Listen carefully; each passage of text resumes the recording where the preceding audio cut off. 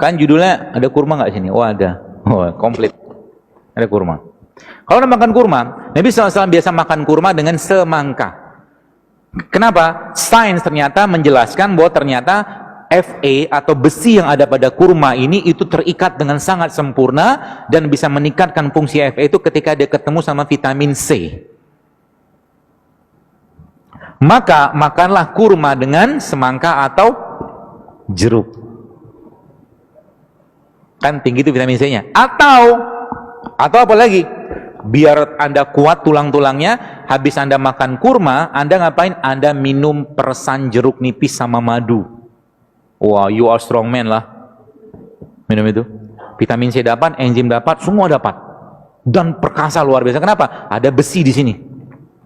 Kuat kita nanti. Dan jangan berlebihan. Termasuk ibu-ibu yang mau hamil atau sedang hamil, makan kurma boleh nggak? Boleh. Tiap hari. Tapi hanya 7 butir itu cukup. Nggak usah lebih. Kita masih butuh energi nggak? Masih butuh. Kita butuh protein. Protein kita dapat dari mana? Dari beliau ini. Ini minyak. Minyak apa? Ini minyak zaitun. Minyak zaitun ini barulah sains ternyata menjelaskan dia mengandung namanya MUFA. MUFA itu medium unsaturated fatty acid. Salah satu minyak terbaik yang bisa digunakan untuk meningkatkan fungsi jantung, membagi kolesterol ada pada zaitun. Sehingga nanti apa? Ketika malam mau tidur minumlah zaitun 1 sendok makan. Ketika Anda bangun, ketika sahur, jadi sahurnya gimana nanti Pak? Gampang.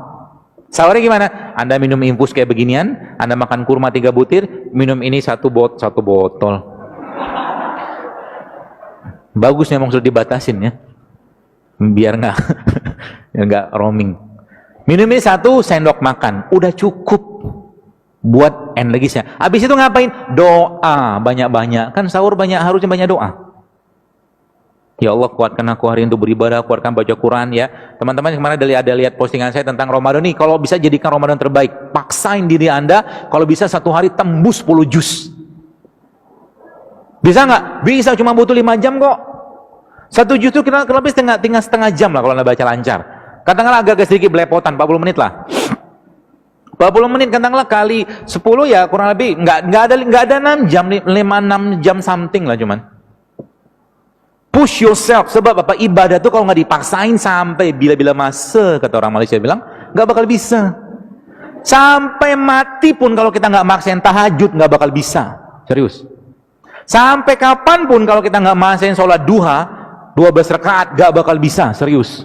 Ibadah itu kudu dipaksain. Apalagi Ramadan, pahalanya luar biasa besar. Yang biasa sedekah sekarang 10.000, goceng gitu kan. Ramadan, paksain sedekah yang besar gitu kan. Apalagi kalau kita baca Al-Quran, minta sama Allah. Jadi ketika Anda baca Quran nanti, minta sama Allah, ya Allah, jika ada penyakit dalam badanku, dalam kolbuku, maka jadikan Al-Quran ini sebagai penyembuhnya. Itu janji Allah begitu. Maka apa yang terjadi? Subhanallah, Al-Quran akan merontokkan radikal bebas kalau bahasa saya. Radikal bebas di mana? Radikal bebas di dalam kolbu kita. Radikal bebas yang ada dalam aliran darah kita. Radikal bebas yang ada pada organ-organ kita. Subhanallah kan? Maka Allah katakan apa dalam Quran? Wa nunazzilu minal Quran ma huwa syifa wa rahmatul lil mu'minin. Dan kami turunkan Al-Quran itu sebagai syifa, sebagai penyembuh. Maka kita harus amat sangat yakin bahwa Al-Quran itu memang penyembuh. Syaratnya gimana? Sama ketika Anda atau seseorang sakit. 2 menit lagi ya? Habis. 1 menit deh. Ketika Anda sakit, berobat ke dokter atau mungkin berobat ke herbalis, lalu Anda dikasih obat, katakanlah, minumlah Pak ya 3 kali 5 kapsul atau 3 kali 500 miligram, nggak sembuh, naikin dosis sama dia, kan gitu. Maka sama juga dengan Al-Quran. Al-Quran ketika belum memberikan efek, naikkan dosisnya. Dahsyat kan?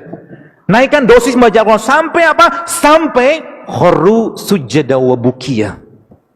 Kita tersungkur, bersujud, menangis, minta ampun sama Allah, maka saat itulah Allah akan mencurahkan rahmat dan ampunannya, penyakit-penyakitnya dibuang oleh Allah SWT. Itu dahsyatnya bulan Ramadan. Ya, maka jangan sibuk dengan makanan bulan Ramadan. Itu kata kuncinya. Sibuk dengan ibadah aja.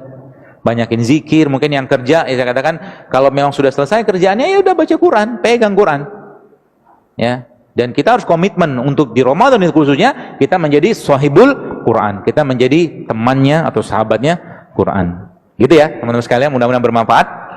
Dan kajian-kajian saya khususnya ya, saya katakan ini bukan kajian untuk sekedar dicatat, tapi dipraktekkan. Kalau cuma catat doang, besok masih nyampah lagi, sama juga bohong. Gak usah datang kajiannya. Anda harus berubah. Sebab apa? Apa yang kita masukkan dalam diri kita saat ini, itu akan menjadi gen yang akan kita wariskan ke generasi depan. Ya, dan kita lihat Indonesia saat ini luar biasa besar ya. Apa boleh saya katakan? Ya boleh saya katakan peracunan tanda kutip makanan kita saat ini mengerikan luar biasa. Sehingga apa? Tandanya apa? Autoimun zaman dulu nggak banyak, sekarang berjibun, berlimpah autoimun. Penyakit-penyakit yang nggak ada 50 tahun itu sekarang